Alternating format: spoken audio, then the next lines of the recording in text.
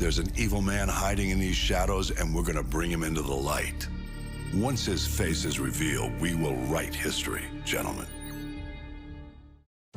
Hey, welcome back lads. So we have even more leaked information starting to pour out about Call of Duty 2022/Modern Warfare 2, and this time there is a big focus on the multiplayer experience, which really does seem to be making some exciting changes from the previous Modern Warfare. Alright, so let's get into it. Last night, a leaker and my guy, TheGhostofHope, went on a mad one, tweeting out some leaked information that he's been teasing for the past little while. So there is quite a lot for us to take away from this, but by far the biggest thing is an apparent change to the creator class system, specifically the perks, which, oh man, this is one of those things that could either be pretty good or an absolute disaster, but Hope does say that it does not seem to inherently be a bad thing, so it might be a positive thing. He goes into more detail saying that it's a system where you pick a total of 4 perks, but 2 of them have to be from the first tier, or like first column, whatever you want to call it, and those are supposed to be tied to your playstyle, so if you want to rush or be stealthy or whatever,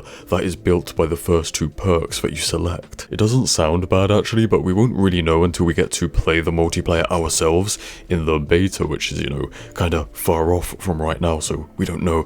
And if you look back at things like this, like Black Ops 2 introducing the Pick 10 system or the COD Ghosts perks, sometimes changes to the creator class and perks can work well. However, sometimes it can be changed for the sake of change, which sucks.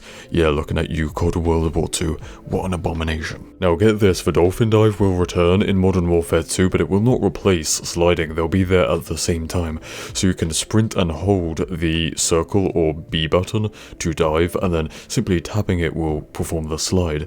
Nice, I kind of like that. Diving is not as useful as sliding, but it's kind of fun, you know, and I don't know the last time that we saw diving. What was that, Black Ops 2? Or no, World War 2 had it.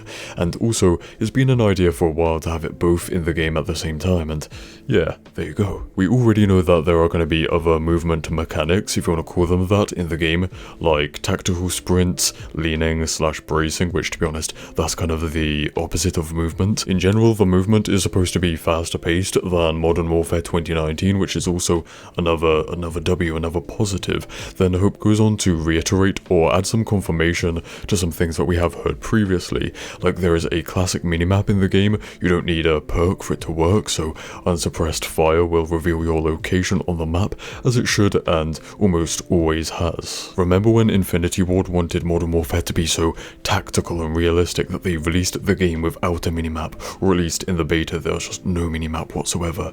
Jesus Christ. And the map design is still going to be the Infinity Ward style, but it's going to be more, well, classic or normal Call of Duty map design, more so medium-sized maps with 3 lanes, kind of like the DLC maps that we saw in Modern Warfare 2019, or even maps like Gunrunner and Hackney Yard. This style of map is more classic, but it's still different to the 3-lane maps that you see in Black Ops games, which I think is a good thing, right? These maps are also said to have some like parkour elements to them, like running and jumping from rooftops, and aren't going to be full of invisible barriers like the Black Ops maps are. Of course, there will still be larger maps, more complex maps, tiny maps, creative maps, and even maps that straight up suck, because that just happens. But this news is, and all the other news, is really good. You know, it goes to show that the developers have listened to our feedback and are trying to please the community as much as possible, even though that's kind of impossible.